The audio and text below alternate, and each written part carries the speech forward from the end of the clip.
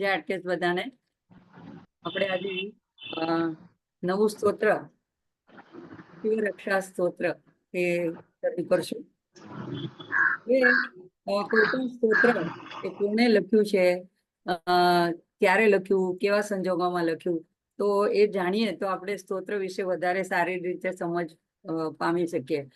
જેવી રીતે રામ રક્ષા સ્તોત્ર છે એને બુદ્ધ કૌશિક ઋષિએ એની વાર્તા આપણે જાણીએ છીએ કે બુદ્ધ કૌશિકને સ્વપ્નમાં આવીને શિવે એનું આ રામ રક્ષા સ્તોત્રનો ઉપદેશ કર્યો, એને જણાવ્યું અને જાગૃત થતા એમણે એ લખી લીધું અને આપણને જન કલ્યાણ માટે અવેલેબલ થયું. તો એવી જ રીતે આ જે સ્તોત્ર છે જેની આજે આપણે ચર્ચા કરવાના છીએ એ શિવનું સ્તોત્ર છે અને યાજ્ઞવલ્ક ઋષિ એના રચયિતા છે. વિનિયોગમાં આપણે જોશું જે વાત. અને એમને પણ આ જ રીતે રામરક્ષાની જેમ જ સ્વપ્નમાં આવીને નારાયણે પોતે સ્વયં એમના સ્વપ્નમાં આવીને એમને આ શિવરક્ષા સ્તોત્રનો ઉપદેશ આપ્યો અને જાગૃત થતા એમણે એ બરાબર યાદ રાખીને લખી લીધું. તો આપણને એક વિચાર આવે કે શંકરાચાર્ય આજ સુધીના આપણે ઘણા સ્તોત્ર જોયા. શંકરાચાર્ય વિશે એમની જીવન ચરિત્ર વિશે એમના સ્તોત્ર વિશે આપણે ઘણું જાણીએ છીએ, પણ યાજ્ઞવલ્ક ઋષિના સ્તોત્ર વિશે જોવાનો આપણો આ પહેલો જ અનુભવ છે. તો એ કોણ હતા યાજ્ઞવલ્ક ઋષિ? તો યજ્ઞવાલ્ક્ય એના પુત્ર એટલે યાજ્ઞવલ્ક્ય. યજ્ઞ ની વલ્ક્ય એટલે લ અડધો ક અડધો ને ય વલ્ક્ય, તો એ યજ્ઞની રક્ષા કરનાર. તો એવો એક સામાન્ય અર્થ થાય છે. બીજું એમને નામ હતું વાજસનેય. વાજસનેય એટલા માટે હતું કે હંમેશા ભોજન ત્યારે જ કરતા હતા કે જ્યારે કોઈને કઈ દાન આપી દે. તો એમણે જે મંત્ર દ્રષ્ટા તરીકે જે સંહિતાઓ લખી એને વાજસનેય શાખા પણ કહેવાય છે. એ સાવ નાના 7 વર્ષના બાળક હતા ત્યારે જ એટલા બધા પ્રખર વિદ્વાન હતા, એને તો બ્રહ્માનો અવતાર જ ગણાય છે, કે એમને 4 વેદો કંઠસ્થ થઈ ગયા હતા. અને વેદોના જ્ઞાતા પાછળથી એ થયા. એમને ત્રણ જુદા જુદા ગુરુ કર્યા હતા. તો એક તો એમના પોતાના જ મામા હતા વૈશંપાયન.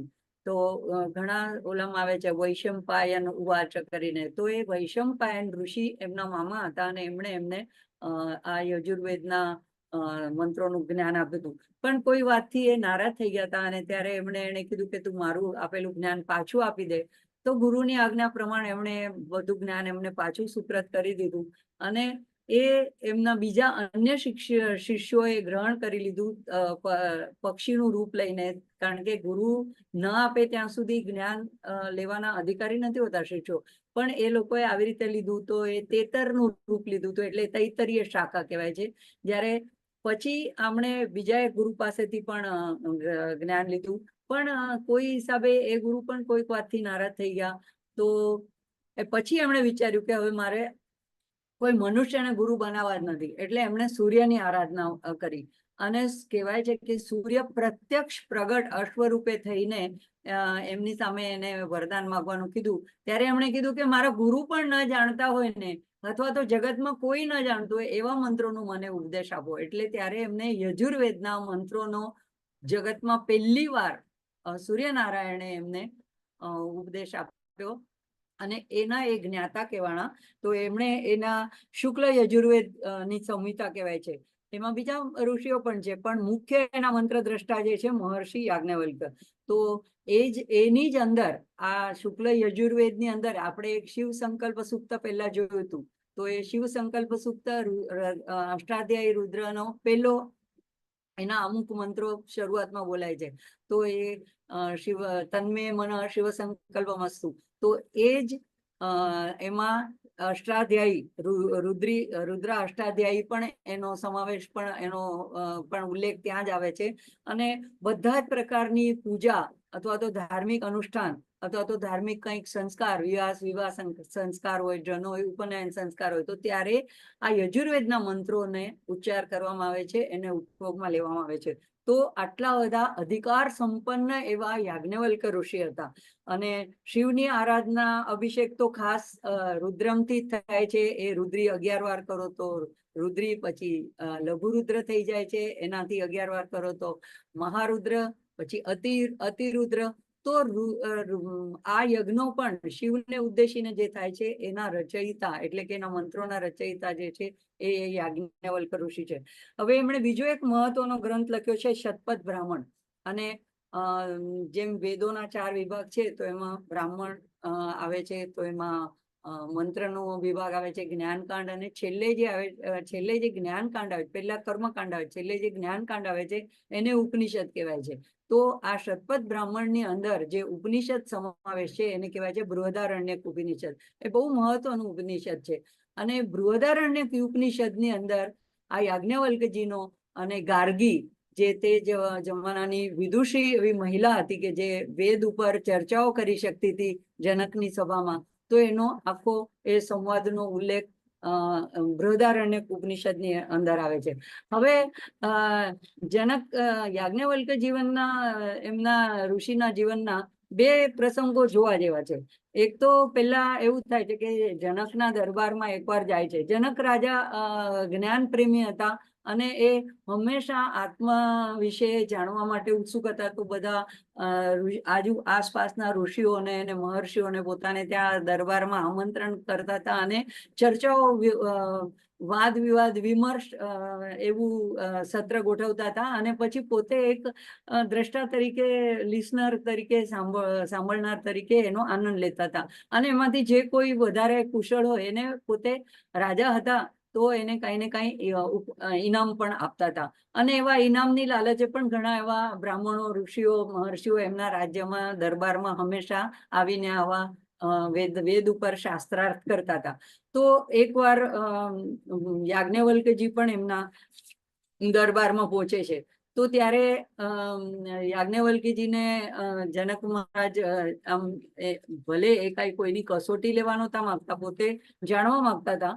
એટલા માટે એમને એક પ્રશ્ન પૂછે છે કે શાસ્ત્રાર્થ જ્યારે શરૂ હતો ત્યારે કે એ પોતે પણ મહાન આત્મજ્ઞાની અને આત્મવેત્તા હતા.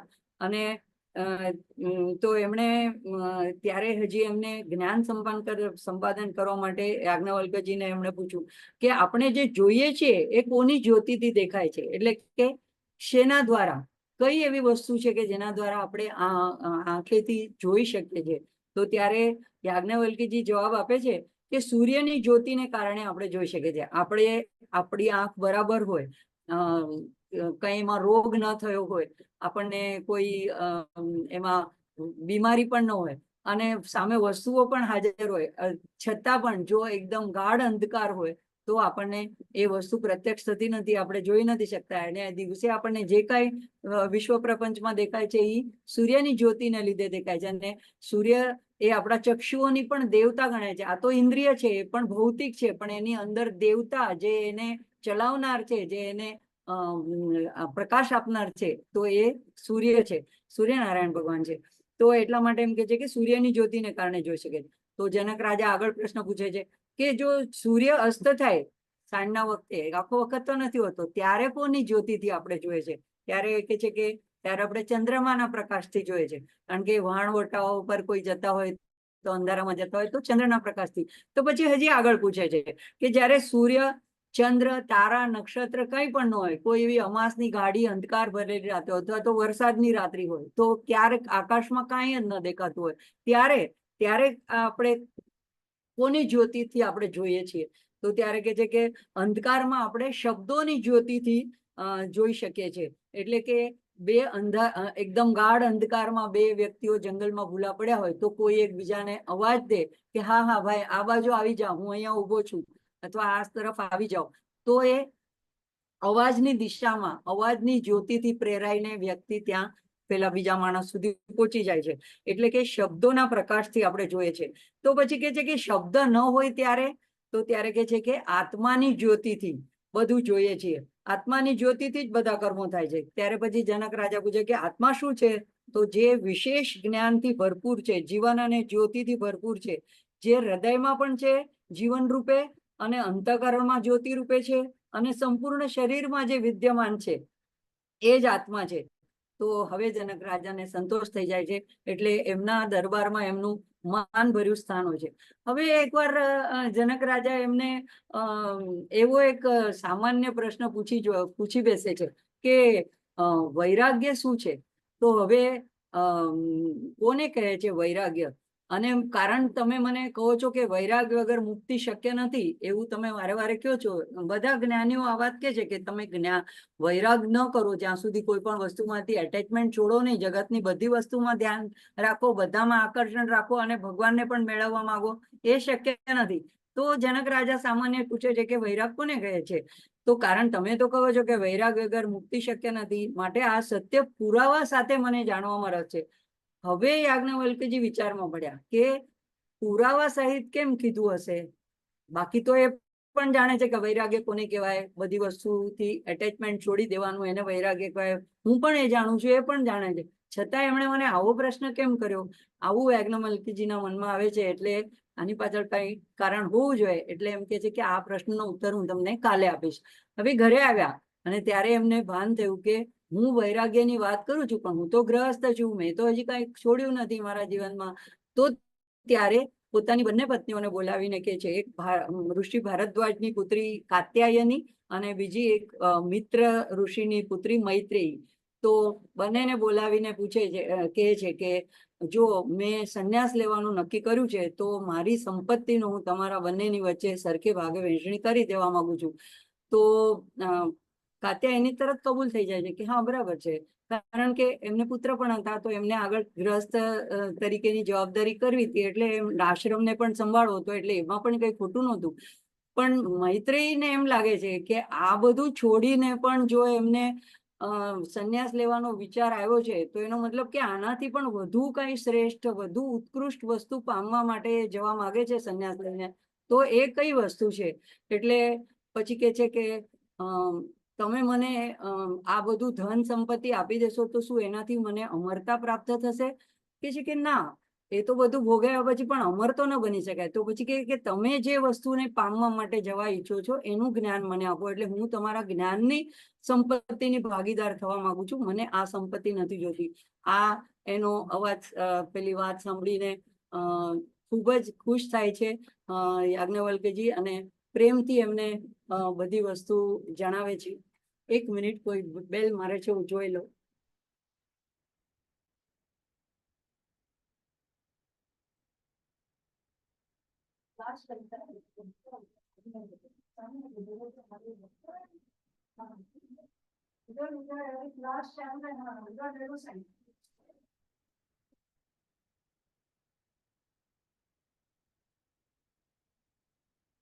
તો મૈત્રેયી એમની સાથે રહે છે. હવે આ નક્કી કર્યા પછી બીજે દિવસે આવીને જનકના દરબારમાં આવે છે, ત્યારે કૌપિન ધારણ કરીને વૈરાગીનો વેશ લઈને આવે છે.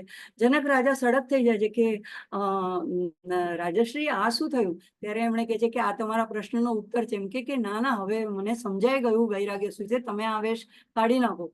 ત્યારે યાજ્ઞવલ્ક્યજી કહે છે કે એકવાર મળમૂત્ર આપણે ત્યાગી દીધા પછી એના તરફ દ્રષ્ટિ નથી કરતા, સમુદ્ર તરફ જતી નદી જેમ ફરીથી પર્વત ઉપર નથી ચડતી, એમ હવે એકવાર નિર્ણય કરી દીધા પછી મનમાં વૈરાગ્ય ઉત્પન્ન થયા પછી ફરીથી હવે એ શક્ય નથી. તો આવા આ યાજ્ઞવલ્ક્ય હતા. અને એકવાર ગાર્ગીને પણ વાદ વિવાદ શાસ્ત્રાર્થમાં જનક રાજાએ ત્યારે એવું ઇનામ જાહેર કર્યું હતું કે 1000 ગાયો સુવર્ણના શિંગડાને સુવર્ણથી મઢેલી એવી જે શાસ્ત્રાર્થમાં પ્રથમ આવશે એને આ 1000 ગાયો, જે પોતાની જાતને એમ પુરવાર કરશે કે હું વેદોનો ને આ બધાનો જ્ઞાતા છું અને હું સર્વોત્કૃષ્ટ છું, એવું જે પુરવાર કરશે, ઘોષિત કરશે, એને આ આપવામાં આવશે. તો બધા મૌન થઈ જાય છે. કોણ એમ પોતાની જાતને કે હા હું બધા વેદોનો જ્ઞાતા છું અને હું જ સર્વોત્કૃષ્ટ છું, એટલે એકદમ ચૂપી છવાઈ જાય છે. પણ ત્યારે યાજ્ઞવલ્ક્યજી આવે છે અને એમણે જયારે જાણ્યું ત્યારે એમણે એમના શિષ્યોને કીધું કે શિષ્યો, આ ગાયોને આપણા આશ્રમ તરફ હંકારી જાઓ. તો બધા એકદમ ચોંકી ગયા. આવો કેવો નિર્ણય આવ્યો? એમને પોતાની જાતે જ કેમ પોતાને કીધું? ઇનડાયરેક્ટલી એવું ઘોષિત કરવા માંગતા હતા કે હું જ જ્ઞાતા છું અને જ્ઞાતા હતા. તો પછી એક વ્યક્તિ એમને ચેલેન્જ આપવા માટે ઉભા થાય છે અને આખું એ પ્રમાણે સંહિતામાં બધા અધ્યાયો આપેલા છે કે આખો વેદોની બ્રહ્મની બધી ચર્ચાઓ થાય છે, બધાના જવાબ આપે છે. છેલ્લે ગાર્ગી ઊભી થાય છે અને એક પછી એક પ્રશ્ન પૂછે છે. છેલ્લે એક એવો પ્રશ્ન કે બ્રહ્મનું શેમાં સમાહિત થાય છે? તો આપણે એમ કહીએ કે પૃથ્વી શેમાં સમાહિત થાય તો જળ, જળ પછી તેજમાં, તેજ વાયુમાં, વાયુ આકાશમાં. તો એ રીતે ક્રમે ક્રમે કરીને બ્રહ્મ સુધી પહોંચે છે. પછી બ્રહ્મને માટે કઈ એવું જે સર્વવ્યાપક હોય એને માટે કોઈ પ્રશ્ન એવો કરી ન શકાય. તો એવો પ્રશ્ન કરે ત્યારે કે છે કે ગાર્ગી, આ અતિ પ્રશ્ન છે, અને જો તું હજી આગળ એક પણ પ્રશ્ન કરીશ તો તારા મસ્તકના ટુકડે ટુકડા થઈ જશે. ત્યારે ગાર્ગી સમજી જાય છે. પછી એક પોતે પણ ડિક્લેર કરે છે કે ના, આ સર્વોત્કૃષ્ટ એવા વેદતા છે, વેદોના જ્ઞાતા છે. તો એવા જે યાજ્ઞવલ્ક, એમણે આ સ્તોત્ર જે લખ્યું છે એમાં એમણે બીજો એક શરૂઆતમાં તો એનો વિનિયોગ અને એક શંકર ભગવાનની મહત્તાનો છે, આપણે જોશું છે. પણ બીજો જે એનો શ્લોક છે, 2 નંબરનો શ્લોક છે, એ ખાસ મહત્વનો છે. ગૌરી વિનાયકોપેતમ પંચવક્ત્રમ ત્રિનેત્રકમ શિવમ ધ્યાત્વા દશમુખમ શિવ રક્ષામ પઠેન્નરઃ. તો જાગૃતિબેન આપણને એ ચિત્ર મૂકી દેશે. એ શ્લોક ઉપર, એના શિવજીના સ્વરૂપ ઉપર આજે આપણે ચર્ચા કરશું. કારણ કે શ્લોકનો અર્થ એવો થાય છે કે જો તમે વાંચી શકતા હો, થોડું ઝાંખું છે. ગૌરી વિનાયકોપેતમ પંચવક્ત્રમ ત્રિનેત્રકમ શિવમ ધ્યાત્વા દશમુખમ શિવરક્ષામ પઠેન્નરઃ. તો એનો અર્થ એવો થાય છે કે આ જે શિવરક્ષા સ્તોત્ર જેને પઠન કરવું છે, એને સૌથી પહેલા શું કરવાનું છે? તો ગૌરી અને વિનાયક એટલે કે પાર્વતીમાં અને ગણેશજી, એ બંનેની સાથે, એટલે કે બંનેનું પૂજન કરીને, બંનેના મનમાં ધ્યાન કરીને, પછી ત્રિનેત્રમ અને પંચવક્ત્રમ, જેને 5 મુખ છે, જે અહીંયા તમે ચિત્રમાં જોઈ શકો છો, પંચમુખ વાળા અને ત્રિનેત્ર વાળા અને સાથે 10 ભુજા વાળા એવા જે શિવજી છે, આવા શિવજીનું ધ્યાન કરીને પછી આ સ્તોત્રનો પાઠ કરવો જોઈએ. તો આ ભગવાનના આવા સ્વરૂપનું એક ખાસ રહસ્ય છે કે આવું મનમાં ધ્યાન કરીને, જેમ આપણે અર્ધનારીશ્વરનું એક સ્વરૂપ જોયું કે જેમાં શિવ શક્તિ બંને એકબીજામાં સમાહિત છે, એ સ્વરૂપ દર્શાવે છે. એમ આ સ્વરૂપ શું દર્શાવે છે કે જેનું ધ્યાન કર્યા પછી આ શિવ રક્ષા સ્તોત્રનો પાઠ કરવાનો છે. તો એના આ સ્વરૂપ વિશે આપણે જોશું કે ભગવાનના આ સ્વરૂપમાં શું શું એવી ખૂબીઓ સમાયેલી છે. હવે એક સામાન્ય સવાલ પણ આવે છે, મને પણ કોઈકનો આવ્યો હતો, શું શિવ અને શંકર બંને એક જ છે? તો આપણે સામાન્ય બોલચાલમાં બંને એક સ્વરૂપ તરીકે બંને શબ્દોને વાપરીએ છીએ. પણ જ્યારે શિવ કહીએ ત્યારે સદાશિવ અથવા તો પરમ શિવ અથવા તો પરમ સત્તા અથવા તો પરમ બ્રહ્મ, એ પરમ ચેતના, એવું શુદ્ધ કોન્શિયસનેસ, એવું જે સ્વરૂપ છે એને શિવ તરીકે ઓળખાવામાં આવે છે વેદોમાં. અને જે એના પછી ત્રિમૂર્તિ જે બને છે 3 જુદા જુદા કાર્ય કરવા માટે, તો જે બ્રહ્મા વિષ્ણુ મહેશ કહેવામાં આવે છે, એ મહેશને શંકર તરીકે ઓળખવામાં આવે છે. તો એક રીતે શંકરના પિતા શિવ થાય છે. તો અહીંયા પણ આ સદાશિવ એવો નામ છે સ્તોત્રની અંદર, કે સદાશિવની પ્રીતિ અર્થે હું આ પઠન કરું છું. તો અત્યારે આપણે જે ચર્ચા કરીએ છીએ પરબ્રહ્મની, સદાશિવની ચર્ચા કરીએ છીએ. હવે આ ભગવાન જે છે એ બધા આગળ ફળશ્રુતિમાં તો જોશું જ કે આ શિવરક્ષા સ્તોત્રના શું શું ફાયદાઓ છે વ્યક્તિને પઠન કરવાથી. પણ આપણે પહેલા એના આ 10 હાથ જે છે, એને એ 10 ભુજામાં એમણે જે એક એક આયુધો ધારણ કર્યા છે એને વિશે થોડી ચર્ચા કરીએ. તો પહેલું તમે જોશો કે જમણા હાથમાં સૌથી નીચેનો હાથ છે, એમાં સર્પ એમણે ધારણ કર્યો છે. તો સર્પ જે છે એ એક રીતે જોઈએ તો મૃત્યુ અને નશ્વરતાની ઉપર શિવનું જે આધિપત્ય છે, કારણ કે નાગ આપણે કાલે જોયું હતું કે ભયનું, મૃત્યુનું પ્રતીક છે, તો કાળનું પ્રતીક છે, તો એના ઉપર એમનું આધિપત્ય છે, એને એમને પકડ્યો છે. બીજું કે કુંડલીની શક્તિને પણ દર્શાવે છે, એટલે કે શક્તિ પણ સમાવેશ છે શિવના હાથમાં, શિવની સાથે.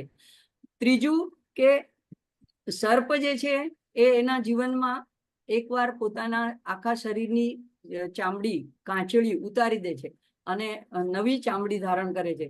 તો એ એક પ્રતીક છે કે પુનર્જન્મનું પુનર્જનનનું એવી રીતે પ્રતિનિધિત્વ કરે છે કે જે પ્રમાણે સાપ પોતાની જર્જરિત જૂની ત્વચા ત્યાગીને નવી ત્વચા વિકસિત કરે છે, એમ જ આત્મા પણ પોતાનું જૂનું વસ્ત્ર, જૂની ત્વચા, શરીર ત્યાગીને નવી ત્વચામાં પ્રવેશે છે. પછી બીજો એના પછીનો ઉપરનો હાથ છે, જમણી બાજુથી ઉપર જે તો તલવાર, એને ખડક કહેવાય છે. તો ખડકમાલા સ્તોત્રમાં પણ આપણે જોયું તો આ આપણને મહાત્રિપુર સુંદરીની યાદ અપાવે છે.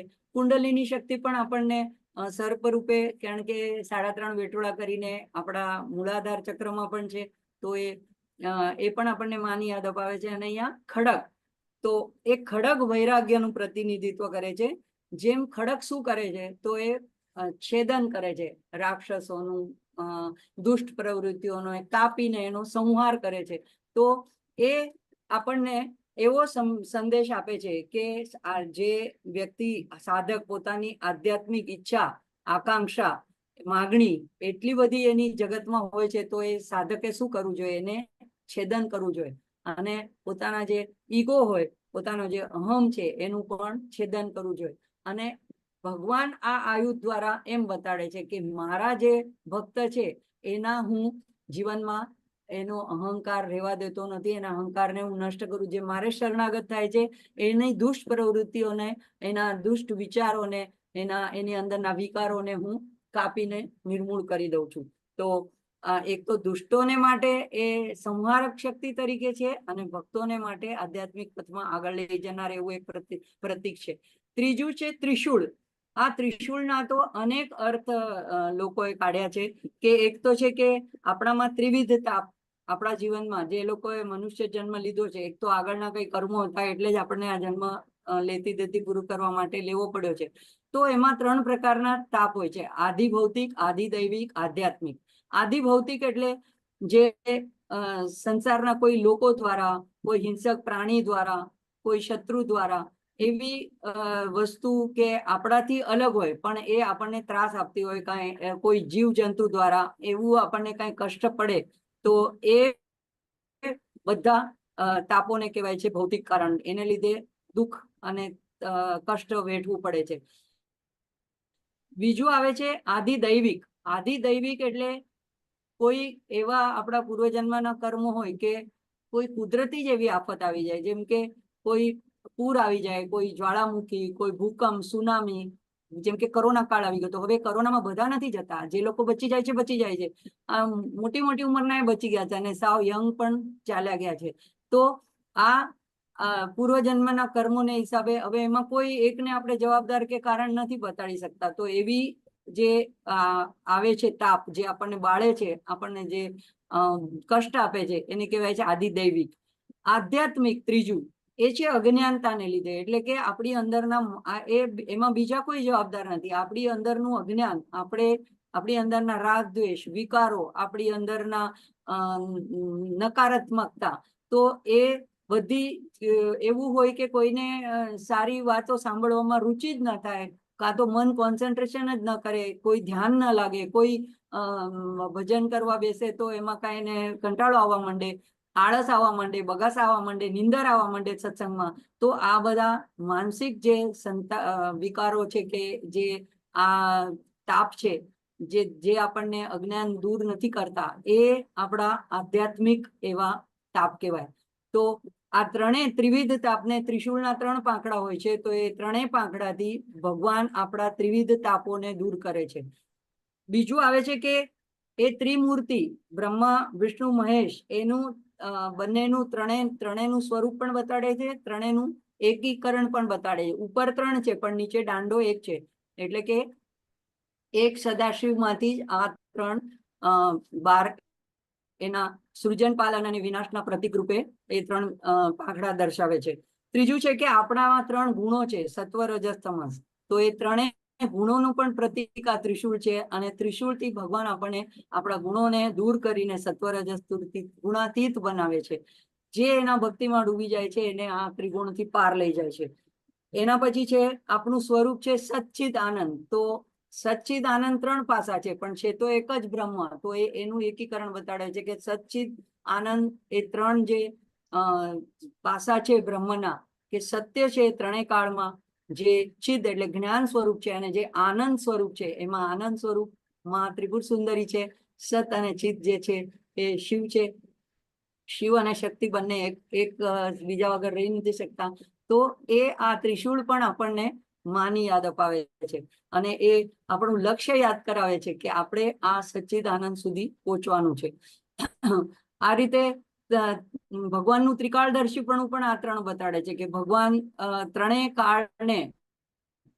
કાળના ત્રણ વિભાગ છે આપણે માટે. કાળ તો અનંત છે, પણ આપણે એને ભૂતકાળ, વર્તમાન કાળ, ભવિષ્યકાળ તરીકે ત્રણ ભાગમાં વિભાજિત કરે. તો એ ત્રણેય ભાગને જોઈ શકનારા અને નિયંત્રિત કરી શકનારા એવા ભગવાન અને એનું એવું ત્રિશૂળ એનું પ્રતીક. તો આપણા ત્રણ પ્રકારના આત્મા પણ છે, જીવાત્મા, આત્મા અને પરમાત્મા. જીવાત્મા એટલે જેને દેહ ધાર કર્યો છે અને જે ભૌતિક શરીરમાં રહીને આ શરીર હું છે એવું માને છે, એટલે કે આપણા બધા જ. અને આત્મા એટલે જયારે શરીરથી છૂટો થઈને જાય છે ત્યારે ખાલી આત્મા એમાંથી બહાર નીકળી જાય છે, શરીર અહીંયા ને અહીંયા ભૌતિક શરીર પડ્યું રહે છે. તો એ આત્મા, આત્મ સ્વરૂપ. અને પરમાત્મા એટલે જેની અંદર આ આત્મા છેલ્લે વિલીન થઈ જાય છે, પરમ સર્વશ્રેષ્ઠ આત્મા. તો આ ત્રણ આત્માઓનું પણ પ્રતિનિધિત્વ કરે છે. તો ત્રણ આ રીતે આ ત્રિશૂળ જે છે એ આપણને બધી રીતે આપણું સંરક્ષણ કરે છે. એના પછી આવે છે ચોથા હાથમાં ખડગ, પરશુ જેને કહેવાય છે, કુહાડી. ખડગ નહીં, કુહાડી અથવા તો પરશુ, જે પરશુરામનો ફરસો કહેવાય છે.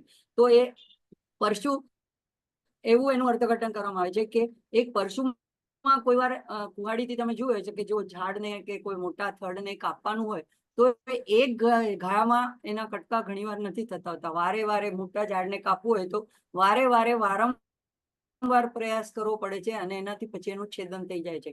તો આ આપણને એ પણ દર્શાવે છે કે વારંવાર પ્રયાસ કરવો જોઈએ. કોઈ પણ ધ્યેય નક્કી કર્યું હોય તો જીવનમાં કંઈક પ્રાપ્ત કરવું હોય તો વારંવાર પ્રયાસ આપણે કરવો જરૂરી છે, ત્યારે એ વસ્તુ સાધ્ય થાય છે.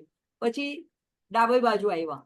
ડાબી બાજુના ઉપરના, સૌથી ઉપરના હાથમાં મૃગ છે.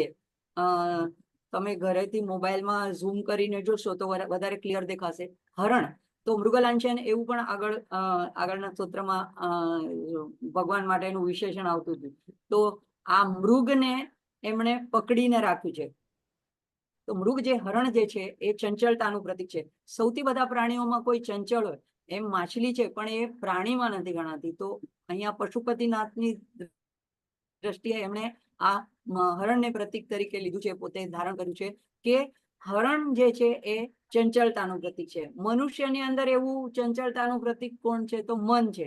તો જેણે હરણરૂપી, મનરૂપી હરણને પકડી રાખ્યું છે હાથમાં, તો એવા શિવજી એ આપણા મનને પણ વશ કરી લે છે જો આપણે શ્રદ્ધા ભક્તિથી એમનું સ્તોત્રગાન કરીએ તો.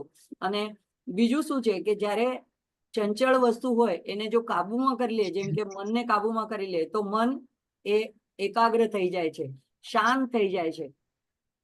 અને આવી રીતે આપણને શાંતિથી કર્મ કરવાનું પણ આ મૃગ એક પ્રતીક છે, એ પણ એનો બોધ કરાવે છે. તો જે એમને ભજે છે એમના મનને શિવજી પોતાના કાબુમાં લઈ લે છે. મૃગ બહિર્મુખતાનું પ્રતીક છે. બીજું છે કે કસ્તુરી મૃગ, એ પણ એક મૃગ રૂપક તરીકે વપરાય છે, કારણ કે મૃગને અહીંયા એમણે ધારણ કર્યું છે. તો એ પણ આપણને દર્શાવે છે કે કસ્તુરી મૃગની નાભીમાં જ કસ્તુરી હોય છે, એની સુગંધથી આકર્ષાઈને આમ તેમ એની ખોજમાં બહાર ભટકે છે બહિર્મુખ થઈને. એમ જ આપણો આત્મા આપણી અંદર જ છે, આપણી અંદર જ માં પણ બિરાજે છે, અર્ધનારીશ્વર આપણે પોતે છે, શિવજી પણ આપણી અંદર જ છે. ઈશ્વર ક્યાંય બહાર આપણે ખોળવા જવાની જરૂર નથી. તો એ મૃગ આપણને કસ્તુરી મૃગને પ્રતીક તરીકે પણ યાદ અપાવે છે કે તારી કસ્તુરી તારી અંદર જ છે. તો અંદરમાં બેઠી છે, શિવજી બેઠી છે.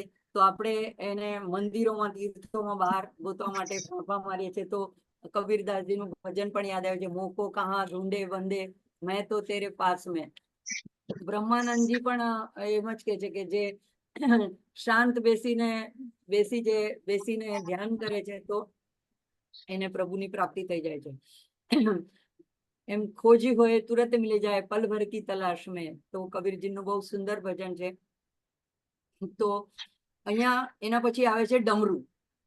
ડમરું જો આકૃતિ દોરવી હોય તો ઘરે તમે ટ્રાય કરી જોજો. બે ત્રિકોણ સામસામા, એના બંનેના જે એજીસ છે, છેડા, એ એકબીજાને અડતા હોય એવી રીતની આકૃતિ બને છે. એટલે એક રીતે ડમરું જે છે એ બે ત્રિકોણ દ્વારા શિવ અને શક્તિના એકીકરણનું પણ.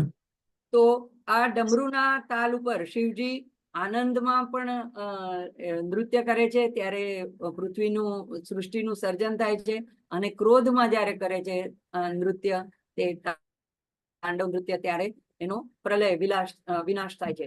અને ડમરું જે છે એમાંથી સૌથી પહેલા એમ કે છે કે શિવ પુરાણ પ્રમાણે કે ઓમકાર અને શિવસૂત્રો, તો એમાંથી જે શિવસૂત્રો પ્રગટ થયા એમાંથી જ પછી આખું અક્ષમાળા કે વ્યાકરણ કે એની રચના થઈ, શબ્દોની, ધ્વનિની, તાલની રક્ષા, અને એ નાદનું પણ પ્રતીક છે. ભગવાન એના દ્વારા નૃત્ય કરે છે, તો ભગવાનને નટરાજ પણ કહેવાય છે.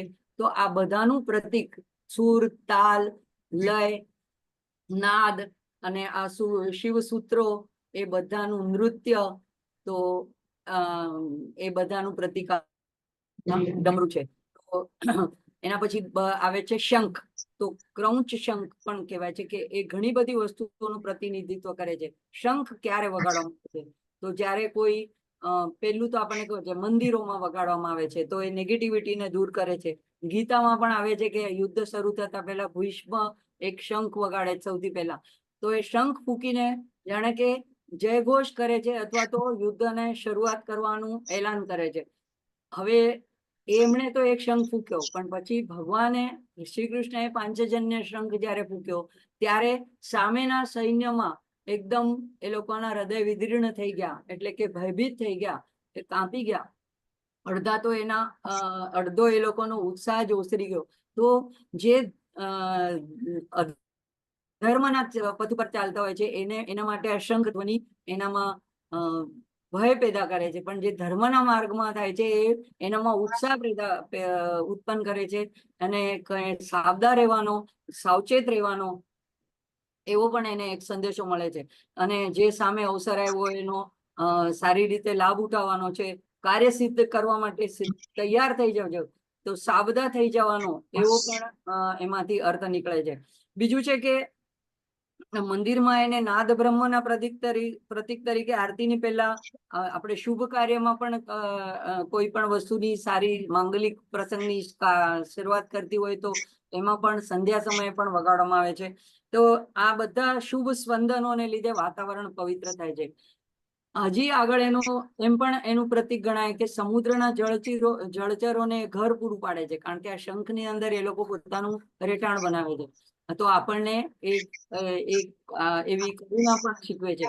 શંખ એ પણ શીખવે છે કે હું ગમે તેટલો નાનો હોઉં, પણ હું મહાસાગરોની પ્રતિધ્વનિ કરવાની ક્ષમતા ધરાવું છું. જો આપણે શંખને કાન પાસે રાખીને સાંભળવાનો પ્રયત્ન કરીએ, ફૂંકીએ તો અલગ વસ્તુ છે, એ તો નાદ સંભળાય, પણ કાન પાસે વગાડ્યા વગર રાખીએ તો એનામાંથી પણ એક ધ્વનિ જેવી ધ્વનિ આવતી હોય છે.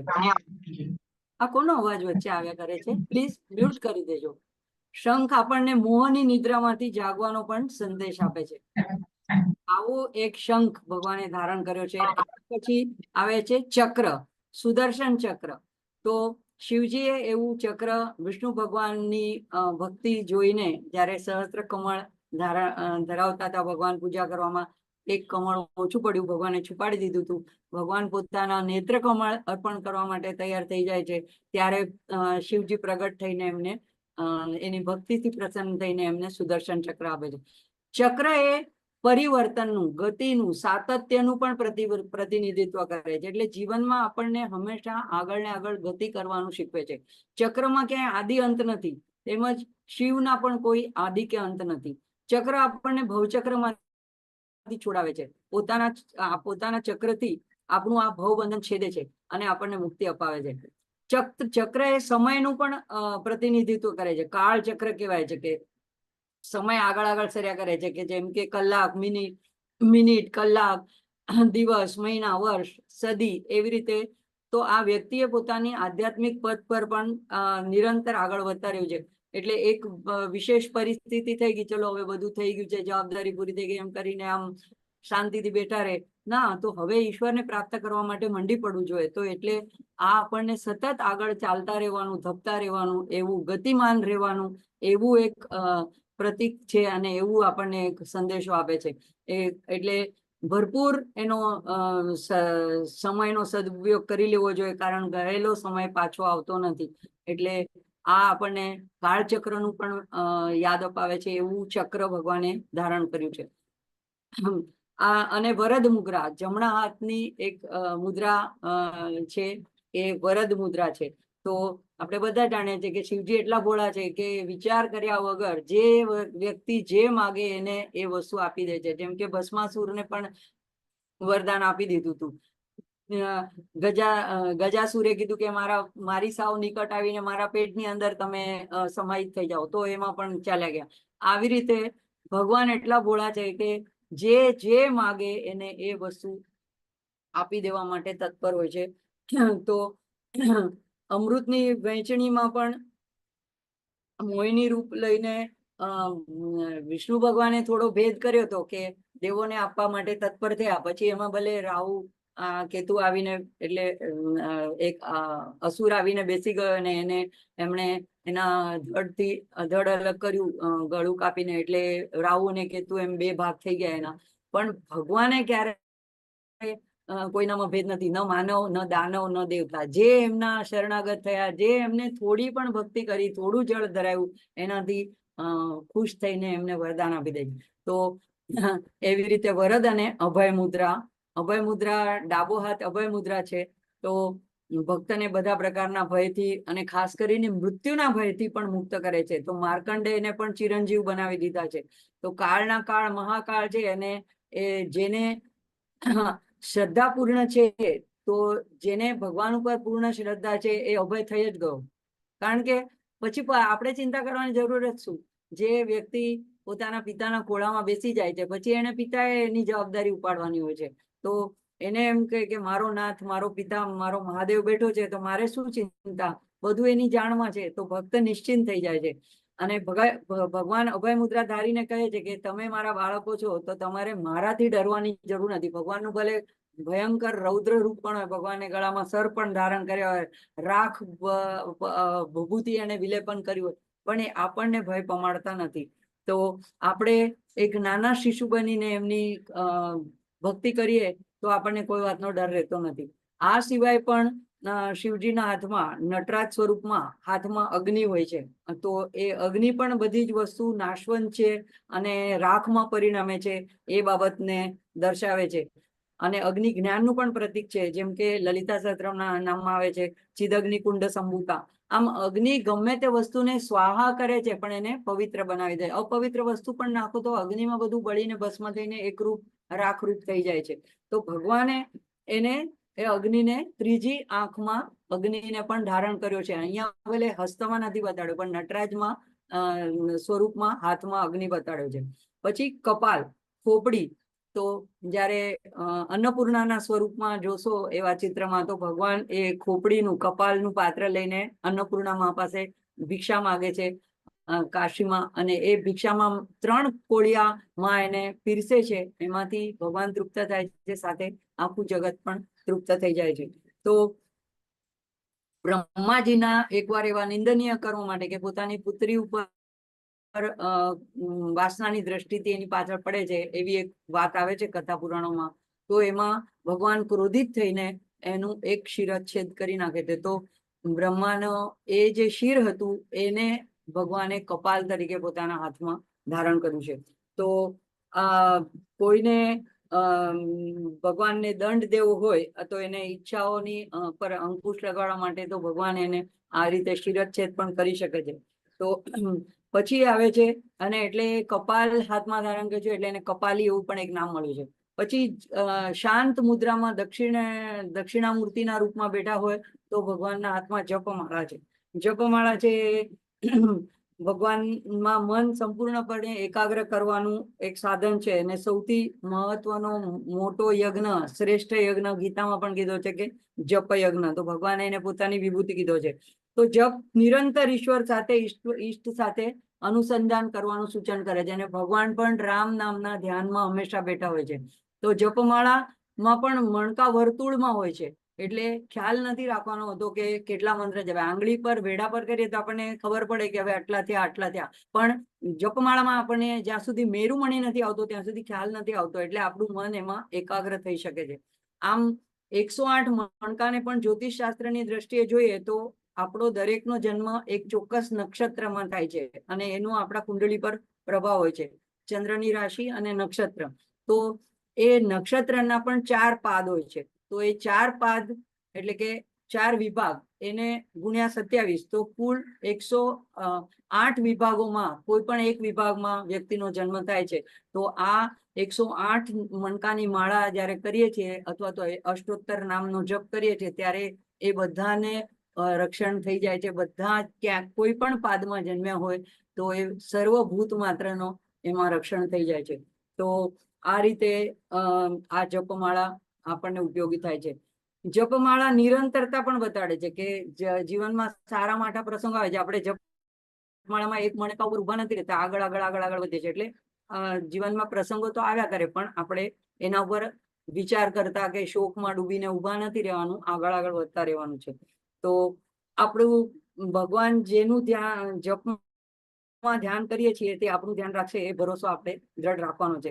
પછી ભગવાનની પાસે જો પગ પાસે કમંડલું પડેલું છે, તો એ કમંડલું પણ પવિત્ર જળ માટેનું પાત્ર છે.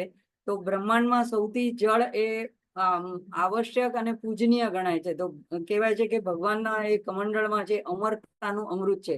અને ઘણા ઋષિઓની પણ વાર્તા આવે છે કે એ લોકો સંન્યાસીઓ આ એક વૈરાગ્યના પ્રતીક તરીકે, સાંસારિક ઈચ્છાઓને ત્યાગ કરી એના પ્રતીક રૂપે કમંડલું રાખતા હોય છે. અને નર્મદા પરિક્રમામાં પણ જાનારા હોય છે, એના માટે પણ આ એક વિધાન હોય છે કે સફેદ વસ્ત્ર અને કમંડલું ધારણ કરવાનું હોય છે, તે પાણીનું પાત્ર સાથે રાખવાનું હોય છે. તો એ કમંડલુમાંથી ઘણા ઋષિ મુનિઓ જળ એ અભિમંત્રિત કરેલું હોય છે. તો જેમ ભગવાન પાસે તો અમરતાનું જળ છે, પણ ઋષિ મુનિઓ પાસે પણ એવું મંત્રભૂત જળ હોય છે કે કોઈ વાર એ છાંટીને કોઈને સજીવન પણ કરી શકે છે, અને કોઈ વાર કોઈને કાંઈ શ્રાપ આપીને કોઈ બીજા સ્વરૂપમાં ફેરવી પણ શકે છે. તો આવી રીતે આ કમંડલું પણ ભગવાનના સ્વરૂપમાં આપણે જોવા મળે છે. તો આવા 10 હાથવાળા, એવા 10 ભુજાવાળા એવા શિવજીની પેલા ધ્યાન કરવાનું છે, અને પછી આ શિવ રક્ષા સ્તોત્રનો જપ કરવાનો છે. હવે એમાં બીજું આવે છે પંચવક્ત્ર, એટલે કે ઉપર આપણે જોઈ શકીએ છીએ 10 ભુજા છે એટલે 5 ભગવાનના મુખ છે.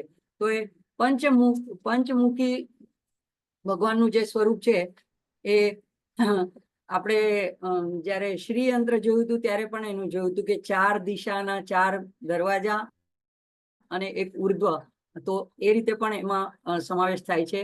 અને શિવ શક્તિ એકરૂપ જ છે, પણ આ રીતે અહીંયા પૂર્વ બાજુનું 4 દિશામાં 4 મુખ અને ઉપર ઉર્ધ્વમાં. તો પૂર્વ દિશામાં જે છે એને કહેવાય છે તત્પુરુષ નામ છે. દક્ષિણ દિશામાં જે છે એને અઘોર નામ છે. પશ્ચિમ દિશામાં છે એને સદ્યોજાત નામ છે. ઉત્તર દિશામાં છે એને વામદેવ છે, અને ઉર્ધ્વ દિશામાં ઉપર છે એને ઈશાન કહેવાય છે. આવું પંચમુખી પશુપતિનાથમાં આવું જ સ્વરૂપ છે, એવું ઘણી જગ્યાએ હોય છે. તો આ 5 જે ભૂત છે, પંચભૂત, 5 તત્વ, પૃથ્વી, જળ, તેજ, વાયુ, આકાશ, એનું પણ પ્રતિનિધિત્વ કરે છે.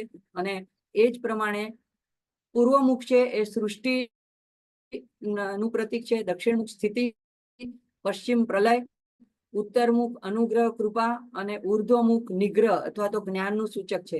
તો આ રીતે ભગવાનના અને આ 5 નામ વડે પણ ભગવાનની પૂજા કરાય છે. અષ્ટમૂર્તિમાં પણ આ નામોનો ઉલ્લેખ થાય છે. તો તત્પુરુષ, અઘોર, સદ્યોજાત, વામદેવ, ઈશાન. તો આ 5 મૂર્તિ, પંચમુખ અને 10 ભુજા અને એના આયુધો, આ સહિત ભગવાનનું ધ્યાન કરવાનું. એમાં ઉમા અને ગણેશ સહિત, ગૌરી અને ગણેશ સહિત. તો ઘણા લોકો આ પ્રશ્ન પૂછતા પણ હોય છે, ઘણાના મનમાં પણ આવે કે એક જ ભગવાનની આરાધના કરવાની. આપણે અર્ધનારીશ્વરમાં જોયું કે શિવ અને શક્તિ એક છે. અહીંયા આ સ્તોત્ર યાજ્ઞવલ્ક્યજીને રચ્યું છે, અને એમાં એમણે આ શ્લોક લખ્યો છે, અને આ શ્લોક એમને નારાયણે કહ્યો છે. તો હવે એમાં શંકા કરવાની જરૂર નથી. જે શંકરાચાર્ય પંચદેવ કીધા છે એ બધા જ બ્રહ્માંડના પ્રતીક છે. તો અહીંયા એ કોઈ એકમાં એકબીજામાં ભેદ કરવાનો નથી.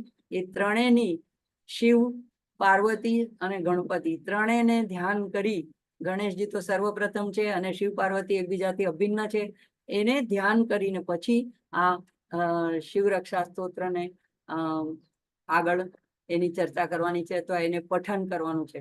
તો સ્તોત્ર આપણે અહીંયા અટકશું. આજે સ્તોત્ર પછી જોશું. આ એની પૂર્વ ભૂમિકા હતી. મને આશા છે કે તમને એમાં આનંદ આવ્યો હશે. મને આનંદ આવ્યો છે કહેવામાં, તમને પણ આવ્યો હશે એવી આશા રાખું છું. જે અટકેશ અહીંયા આજે અટકશું. બહુ જ આનંદ આવ્યો, બહુ જ આનંદ આવ્યો. હા, જાગૃતિબેન રેકોર્ડિંગ સ્ટોપ. ખરેખર બહુ મજા